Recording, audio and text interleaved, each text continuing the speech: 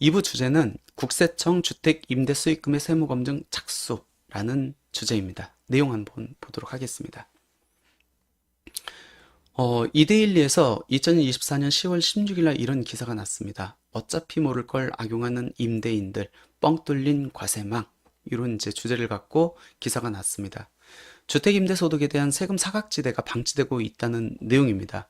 2018년도부터 본격적으로 주택임대 수입이 있으면은 신고를 이렇게 하게 되어 있는데, 최근 3년 동안 이렇게 보니까 3년 동안의 신고 인원은 줄고 수익 금액은 증가 추세다.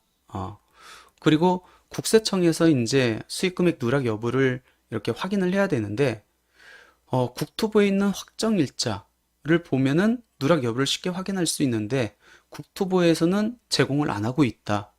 뭐 그런 내용이고, 그래서 최근에 이제 국감에서 오기영 의원이 세수가 이렇게 빵꾸나고 있는데 주택 임대 수입에 대해서 누락하는 사람들이 많다. 그렇기 때문에 탈루 혐의를 검증해야 되는데 국토부 자료를 이용해서 하면 되지 않겠느냐라고 해가지고 이렇게 이제 기사가 났습니다.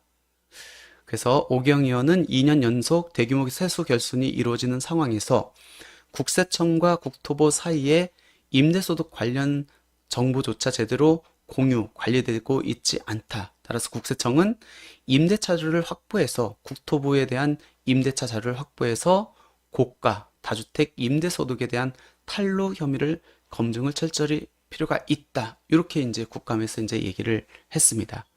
그동안에는 2023년도까지는 주택 임대사업자 수익금액의 누락에 대한 사후 관리를 매년 해왔거든요. 한 3,000명씩 이렇게 뽑아가지고 이렇게 해왔는데, 그때까지는 2023년도까지는 국토부 자료, 즉 확정신고라든지 임대차 계약 신고 자료를 받지를 않고 자체적으로 확보한 자료로 해가지고 추징을 했는데, 이렇게 이제 국감에서 얘기가 되다 보니까 최근에 세정일부에서 신고 차이가 큰 주택 임대 사업자에 대한 수익금액 누락 여부를 사후 검증하는데, 이번 대상 선정에는 국세청의 월세 세액 공제 및 현금 영수증 자료뿐만 아니라 국토부의 전월세 확정일자, 임대차 계약 신고 자료, 대법원의 전월세 확정일자, 전세권 등기자를 통합 분석한 걸로 알려졌다라고 해서 세종일보가 이제 보도를 했습니다.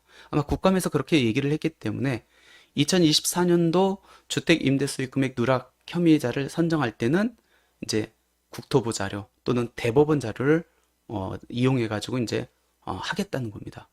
이 얘기는 뭐죠?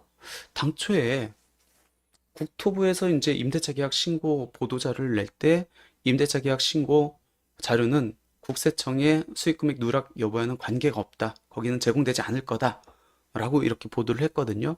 근데 지금 와서는 국세청에서 국토부 자료뿐만 아니라 대법원 자료까지 분석을 해가지고 수익금액 누락 여부를 확인한다는 겁니다.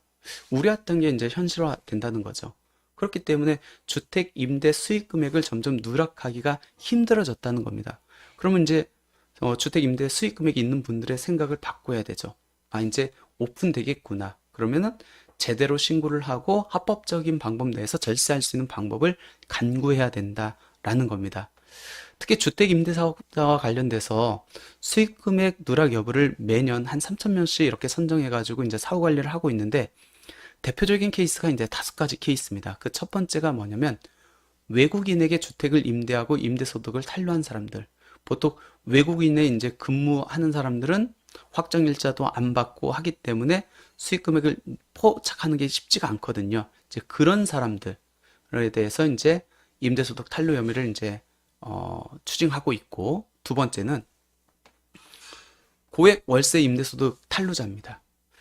다가구 주택의 임대료를 대부분 월세를 받고 있고 인기 학군 지역 소재 주택의 임대료를 증액했음에도 불구하고 아직까지 다가구 주택에 대해서도 임대 수익 금액을 누락하고 있는 분들이 많이 있거든요. 특히 다가구 주택 한 채만 갖고 있으면 1주택자입니다. 1주택자는 원칙적으로 임대 수익 금액, 월세 수익 금액이 얼마인지 간에 과세 대상이 선정이 안 되죠. 근데 다가구 주택 한 채를 갖고 있다 할지라도 과세 대상이 되는 경우가 있죠. 고가 주택입니다. 기준시가가 개별 주택 가격이 12억 원 이상인 경우. 수도권에는 다가구 주택 12억 원 이상인 경우가 상당히 많거든요. 그런 사람은 다가구 주택 딱 한 채를 갖고 있다 할지라도 월세 소득에 대해서는 당연히 신고를 해야 되는데 이제 신고를 많이 누락하고 있으니까 이런 분들에 대한 이제 탄로 혐의를 분석하고 있고, 세 번째 사례는 고가주택 전세금 임대소득 탄로입니다. 우리가 전세로 다 줬다라고 하면은 주택이 세 채 이상인 경우에만 과세 대상에 해당합니다. 근데 세 채 이상 보유하고 있고 고가 아파트를 임대하고 있음에도 불구하고 나는 월세를 받고 있지 않아 라고 해가지고 그동안 이제 주택 임대 수익 금액을 누락했는데, 그런 분들을 이제 분석해가지고 이제 추징하고 있다라는 거고, 네 번째 월세 임대 수익 금액 누락입니다. 보증금이 소액인 다세대 주택, 보증금이 그렇게 세지 않죠. 이 사람들은 확정일자, 임차권 등기 등이 이제 없다는 점을 악용해가지고, 이 다세대 주택은 수익금액 누락해도 과세 관점에서 파악하기 어렵다라고 해가지고 많이 누락하고 있는데, 그런 사람들을 이제 중점적으로 추징하고 있다라는 거고, 마지막은 첫 번째에서 네 번째 사례는 보통 수익금액 누락 여부에 대한 이제 분석이었거든요. 근데 다섯 번째는 신고를 했습니다. 신고를 했는데 종합소득세가 많기 때문에 이 종합소득세를 줄이는 방법은 수익금액을 누락하든지 아니면 경비를 과다 부풀리는 방법밖에 없거든요. 그래서 첫 번째에서 네 번째 사례는 수익금액을 누락하는 거에 대한 추징 문제. 근데 다섯 번째 사례는 이 필요 경비를 과다 또는 부당하게 이제 반영한 사람들에 대한 사후 관리를 하겠다는 겁니다.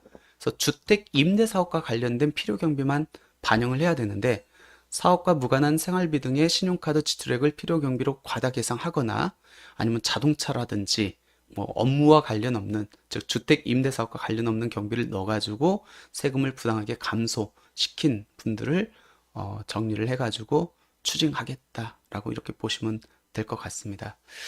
결론적으로 정부에서 이제 국토부 자료, 그 다음에 대법원 자료를 확보를 해가지고 아마 주택 임대 수익 금액에 대한 세원 강화를 강화할 것 같습니다. 그렇게 되면은 이제 임대 수익이 있는 분들은 과세 대상에 해당한다라고 하면은 임대 수익 금액을 누락하거나 가공 경비를 넣는 것보다는 그냥 제대로 신고를 하고 합법적인 방법에서 절세할 수 있는 방법을 모색해야 되지 않을까 생각됩니다.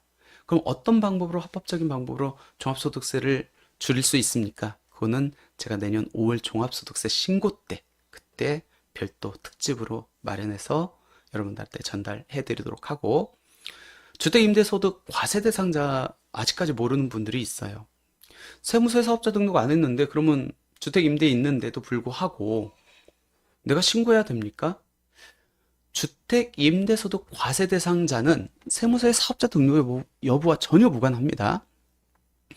그냥 법에서 정한 과세 대상에 해당하면은 종합소득세 신고 대상에 해당합니다. 그럼 어떤 사람들이 주택임대소득에 대한 과세 대상자에 해당합니까?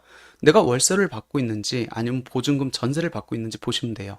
월세를 받고 있으면 두 채 이상부터, 보증금 전세를 받고 있으면 세 채 이상부터 과세 대상에 해당된다라고 보시면 됩니다. 이게 원칙.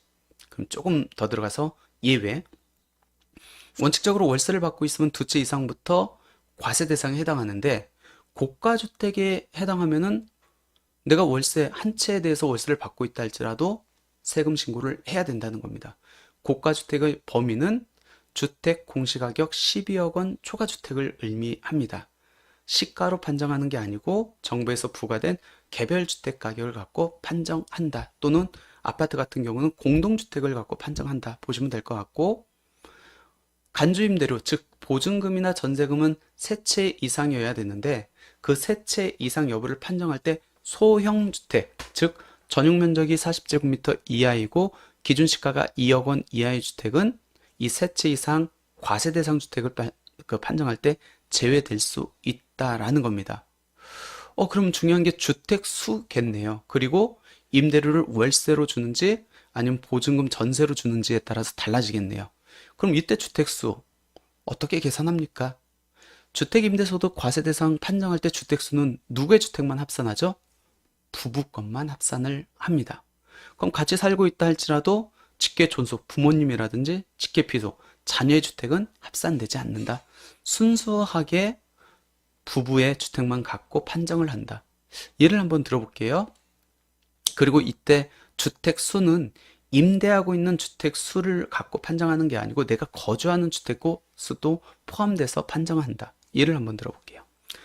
남편 주택에 거주하고 있어요. 부인 주택은 임대 주고 있습니다. 그리고 자녀 주택은 임대 주고 있어요. 다 같이 살고 있어. 부모님하고 자녀하고. 그러면 자녀 주택은 주택수 판정할 때 들어가요, 안 들어가요? 안 들어가요. 그럼 부부 주택이 두 채네요. 이 두 채 여부를 판정할 때 임대 주고 있는 주택만 갖고 판정하는 게 아니고 거주하고 있는 주택도 포함된다. 그럼 두 채. 그럼 두 채입니다. 두 채인데 이 임대 주고 있는 주택을 월세로 받고 있다. 그럼 과세 대상이죠. 소득세 신고해야 된다는 겁니다. 근데 이 비주택을 전세로 주고 있다. 전세는 세 채 이상부터니까 얘는 과세 대상이 아니라는 겁니다. 그래서 이 비주택의 월세 또는 전세에 따라서 과세 대상 여부가 달라진다라는 겁니다. 사례 몇 개만 보도록 할게요. 아직까지 주택을 임대 주고 있으면서 본인이 소득세 신고 대상인지 모르는 분들이 많이 있어가지고 설명을 드리는 겁니다. 다가구 주택을 보유하고 있습니다. 다가구 주택은 10개 호실이 있다 할지라도 하나의 주택입니다. 단독주택이에요. 주택을 한 채 갖고 있는 걸로 봅니다. 주택을 한 채 갖고 있기 때문에 월세를 500만 원 받는다. 연에 6천만 원 임대소득이 있다 할지라도 원칙 소득세 과세 대상이 아닙니다. 근데 소득세 과세 대상인 경우가 있죠. 고가주택, 개별주택 공시가격이 10억이 넘는 경우에는 내가 다가구 주택 한 채만 갖고 있다 할지라도 월세에 대해서 신고를 해야 된다. 이번에는 다세대 주택입니다. 다가구 주택은 이 전체를 하나로 보지만 다세대 주택은 호별 등기가 다 있어가지고 그 호실 하나하나가 주택수에 들어갑니다. 다주택자라는 거예요. 이렇게 다주택자인 경우에는 월세에 대해서 당연히 들어가야 되는 거고, 그 다음에 개별주택 공시가격이 12억 원 이하다 할지라도 무조건 신고를 해야 된다. 다세대 주택은 두 채 이상 다 넘기 때문에 그렇죠. 전세를 주고 있습니다. 한번 판단해 보세요. 본인들이 종합소득세 신고를 해야 되는 과세 대상에 해당되는지 안 되는지. 첫 번째, 두 채입니다. 두 채면 신고해요? 안 해요? 과세 대상이 아니죠? 세 채 이상부터니까. 그럼 세 채를 다 전세로 주고 있어. 이런 경우에는 어떻게 되죠? 이 전세 보증금에 대한 이자율을 곱해서 당연히 이 세 채에 대해서는 과세 대상에 해당하기 때문에 종합소득세 신고를 해야 됩니다. 근데 세 채인데 하나가 소형주택이야. 전용 면적이 40제곱미터 이하이고 그 다음에 주택 공시가격이 2억 원 이하입니다. 그러면 주택 수를 판정할 때 얘는 제외. 그러면 주택이 몇 채죠? 한 채, 두 채. 아까 전세로 주고 있는 경우에 종합소득세 과세 대상이 되려면 몇 채 이상이어야 되죠? 세 채. 얘는 과세 대상이 아니다. 신고 안 해도 된다. 이렇게 판정하시면 될 것 같습니다. 그래서 결론은 과세관청의 주택 임대 수익 금액에 대한 추징 문제가 많이 강화되고 있고 면밀하게 살피고 있다. 이런 상황에서 수익 금액을 누락하려고 하지 말고 본인들이 이제 과세 대상에 해당되는지 안 되는지 잘 판단해 가지고 과세 대상에 해당된다고 하면은 나중에 가산세 부담 등이 크기 때문에 제대로 신고를 하고 합법적인 방법으로 세금을 줄이는 방법을 모색해야 된다라는 겁니다.